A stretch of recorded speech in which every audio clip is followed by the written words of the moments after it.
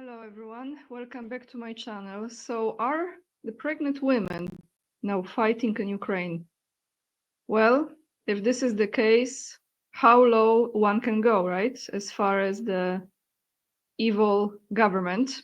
I will play the video for you. Those of you who know more about it, you're very welcome to leave your opinion, your comments, or your information in the comment section.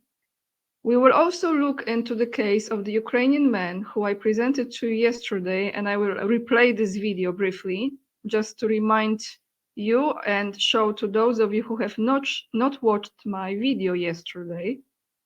The man who was threatening Polish citizens that their homes, their houses will be burning if the Polish president, Karol Nawrocki, will not continue with the social support that we call it 800 plus, that's the amount, Polish zloty, 800, to those Ukrainians who are in Poland. Mind you, that was just for those. It will not be continued for those who are not working and are not paying the percentage to, for example, healthcare. So what happened to this man? Is he going to be deported? Well, it looks like he might be. I will present to you a video in which you will see him being captured by the police, I think, or whatever force it is in Warsaw, and taken into custody, and then maybe goodbye, do svidania, whatever, heading east, I believe. So we're gonna look into this. Also, I have a video from the meeting of the Russian Defense Ministry, in which you will hear from Belousov, who is the Minister of Defense of the Russian Federation. What are the plans for this operation before the end of this year? As well as I have some update regarding what could be potentially the cause of the crash of F-16 that I reported on yesterday, and that tragic death of the best show pilot in Poland. Actually, that man who died during that crash was #1 show F-16 pilot in Poland. I don't know if I said this correctly in English. He was the best showman as far as the pilots go. So let me also show you the family that he has left, his wife and 2 beautiful boys, twins. I put out the picture of his family on the community page and the post section, and someone left very interesting comment, and I'm gonna read this to you as well. So let's start with, are the pregnant women fighting in Ukraine? Let's take a listen to the short clip that I came across on Instagram.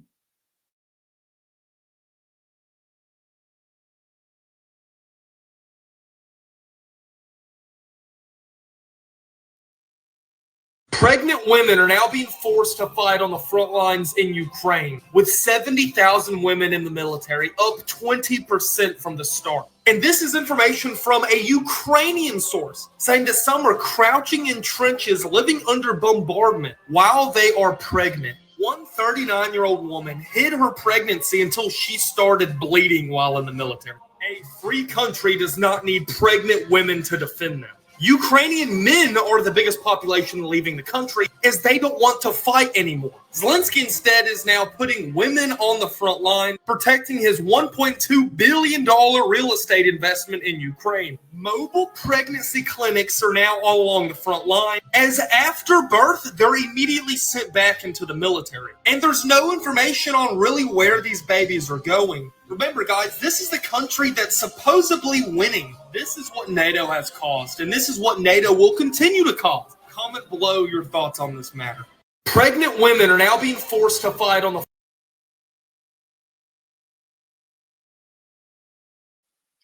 So if this is true, and I tend to believe it's true, it's insane, like many other things that are going on, not just in Ukraine. But this is absolutely horrendous. Another way of how to have a blood sacrifice, isn't it?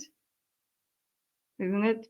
Another way how to human traffic, what happens to those babies if this is the case? I mean, I don't know, guys, this is just insane.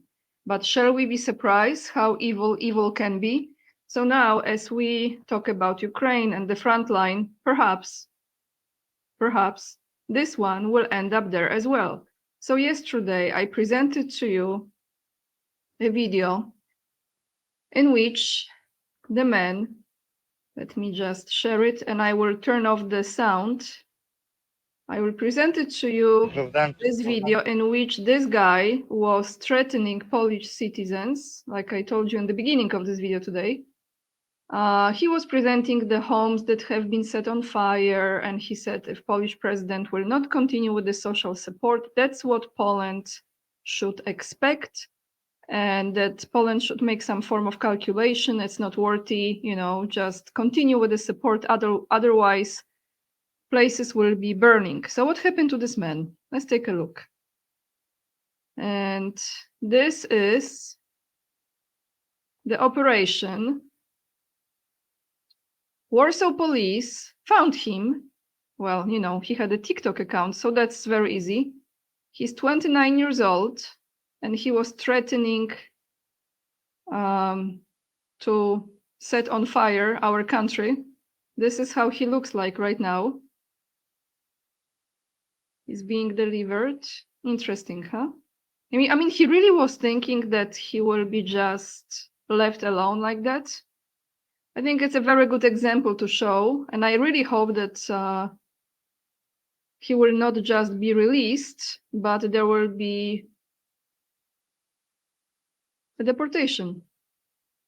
Here we go. Voila.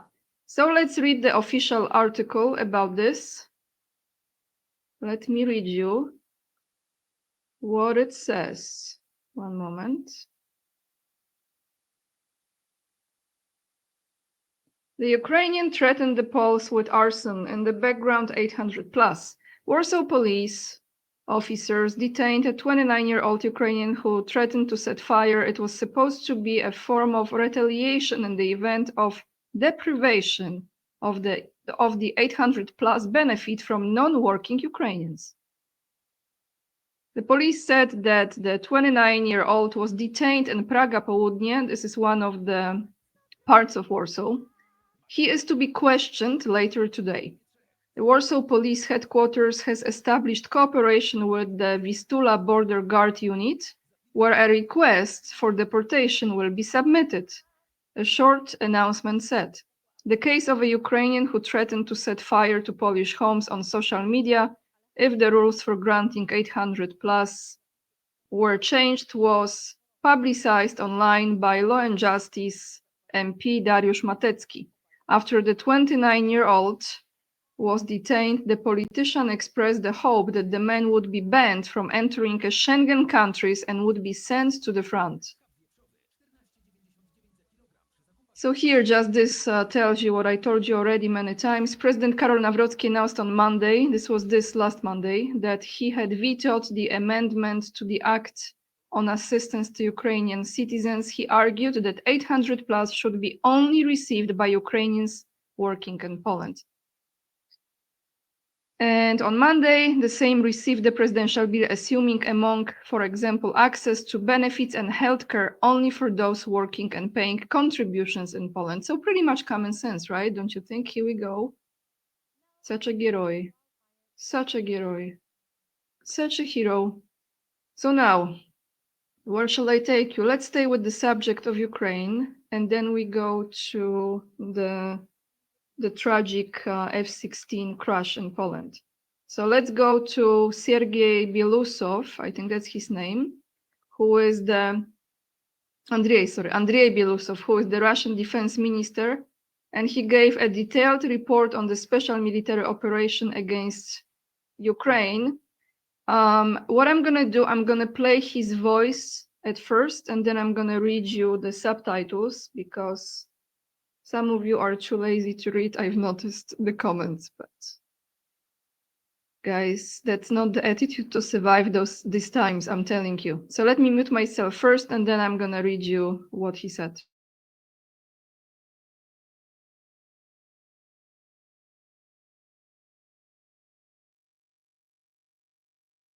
Сегодняшнем заседании Коллеги, мы проведем инвентаризацию работы по выполнению решений расширенной коллегии и оценим промежуточные результаты.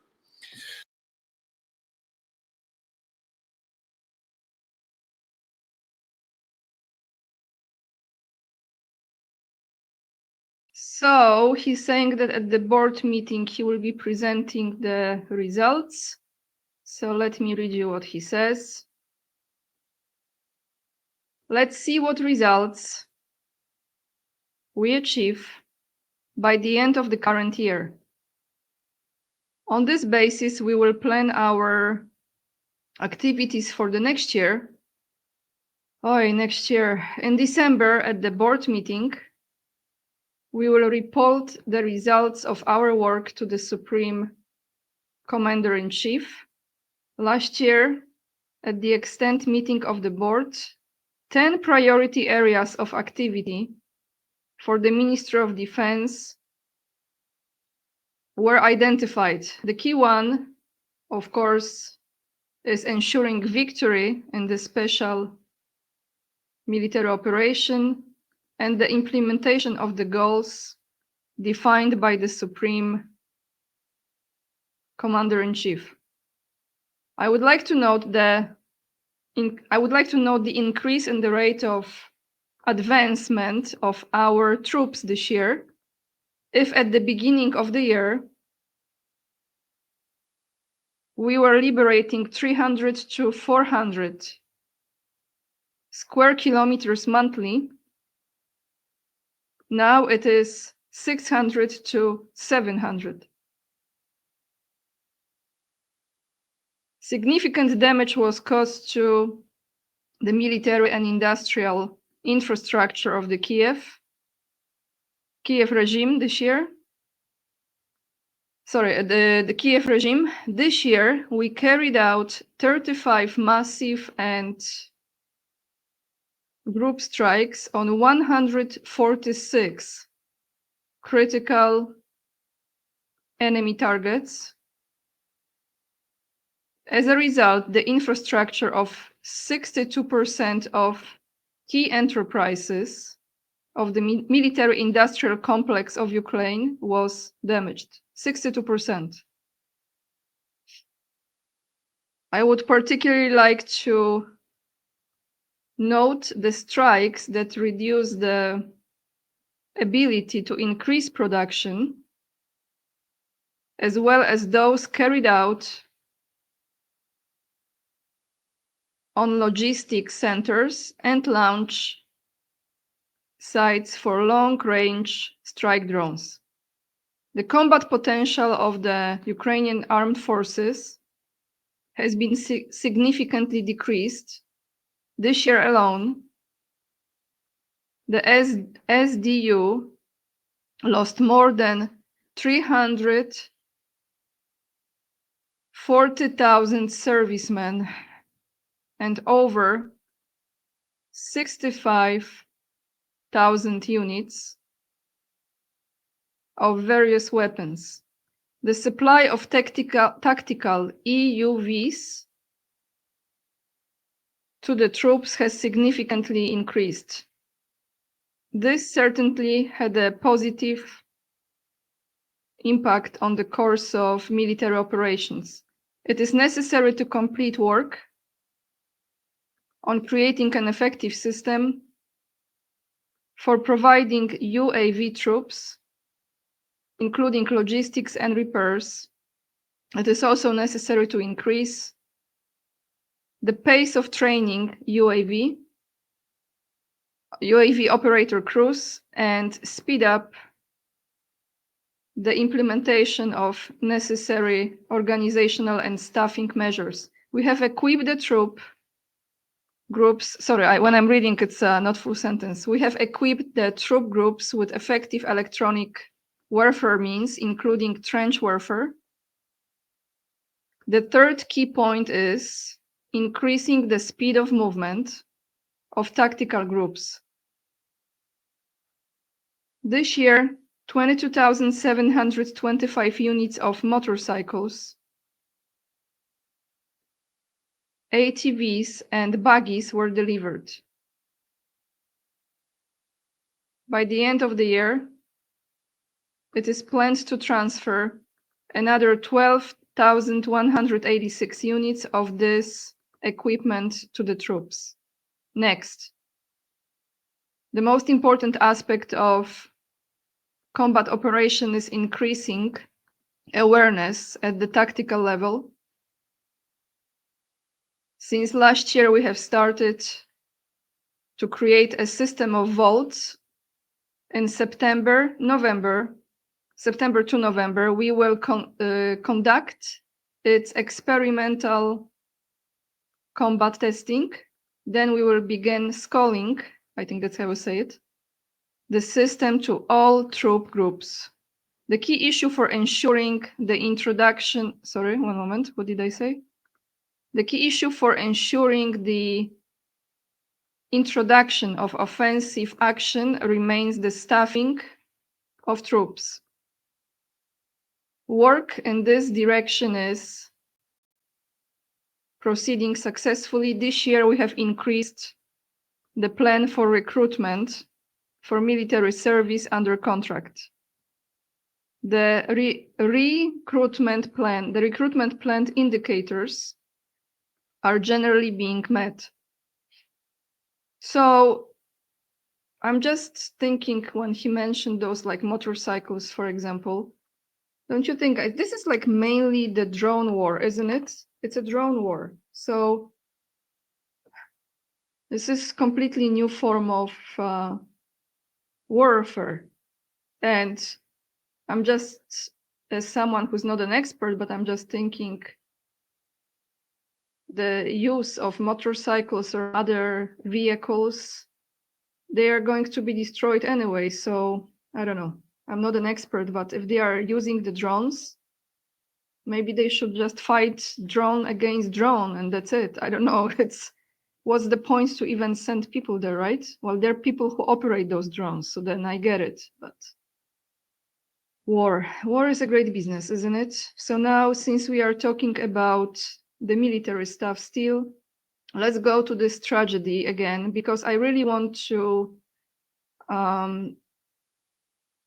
ultimately, I know we will know what took place and why that most experienced pilot who was showing off the F-16, who loved doing it, who graduated with honors from this academy in the United States, and I will read you this great comment from one of you in a second.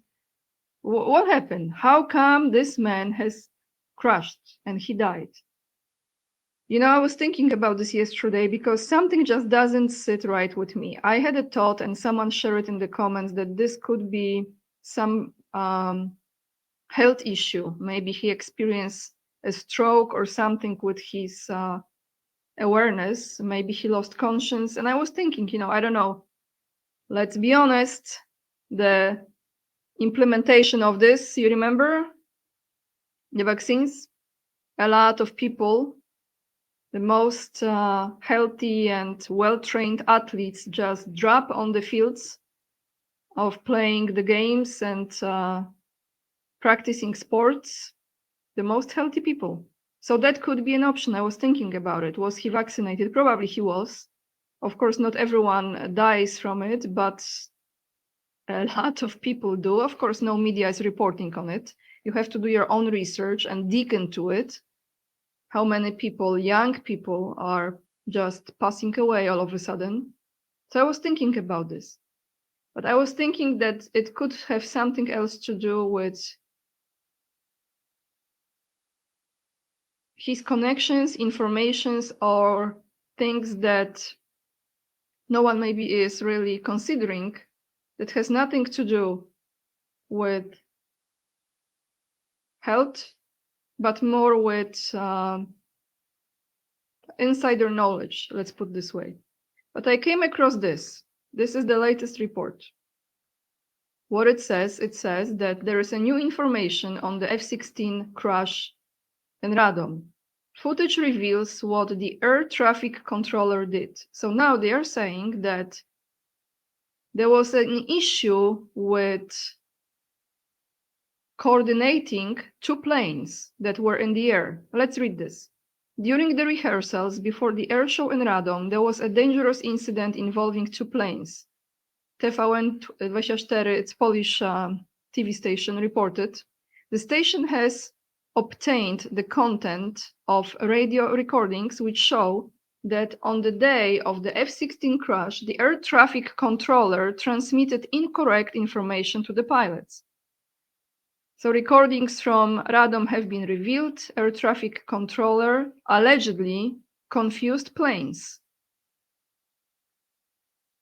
TVN24 published a recording of radio conversation between an air traffic controller and pilots participating in test before the air show in Radom. According to the information provided by the station, the air traffic controller at some point mixed up the planes and gave incorrect information to the pilots.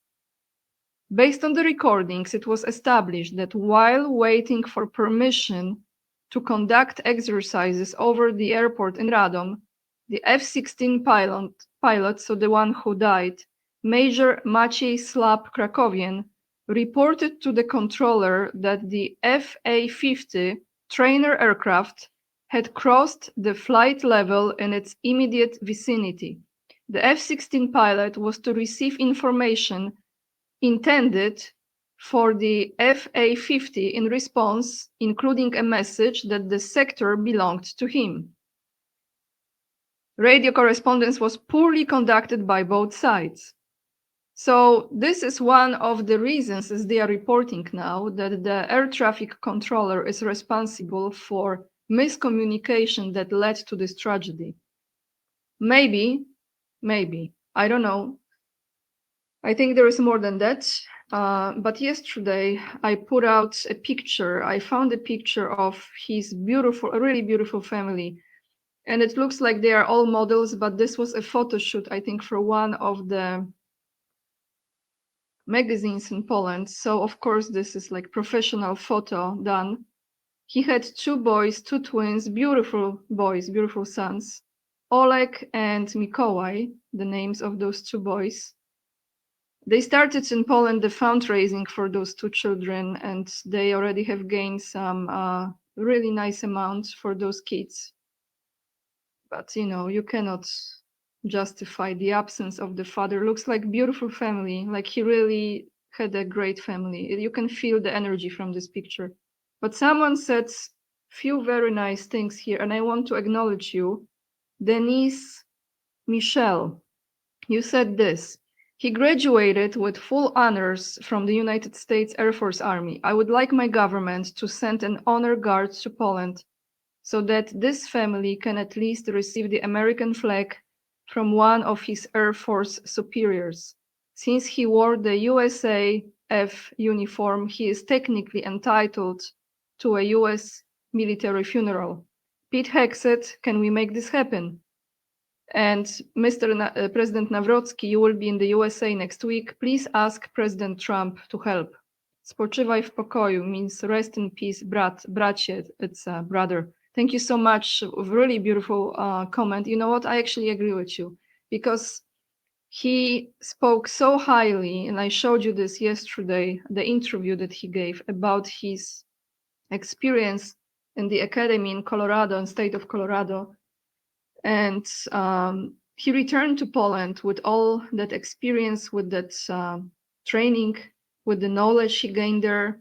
And he very, very much appreciated that chance that God has given him to be part of that academy. And I think this is a very good comment. You know, maybe I will send an email. Who knows? Maybe someone will read it in the White House. But yes, Nawrocki, our president, is going to Washington next week, and I will be reporting on it.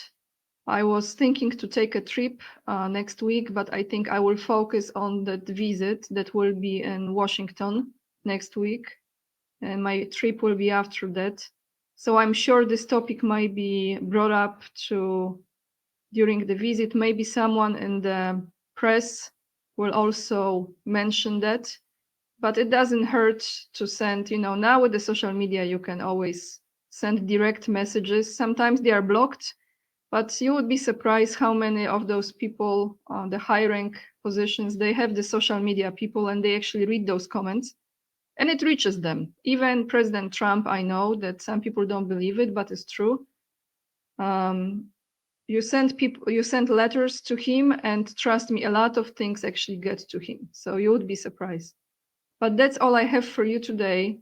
Thank you so much for watching, guys. If you appreciate the content that I provide, make sure to hit the like, thumbs up, and subscribe to my channel free of charge. And it really helps my channel to be seen and recommended by YouTube to more people who may be interested in those topics. The links will be attached as always down below in the description box. And to any one of you who chooses to support me in a different way, you can become the Patreon member, locals supporter, or simply donate on PayPal. And it means a lot to me and I appreciate it immensely. That's it for today. Lots of love. And remember, we are the leading edge and we are saving humanity. And I see you in another video, probably tomorrow, and it's Sunday, might be a different kind of vibe. Bye, everyone.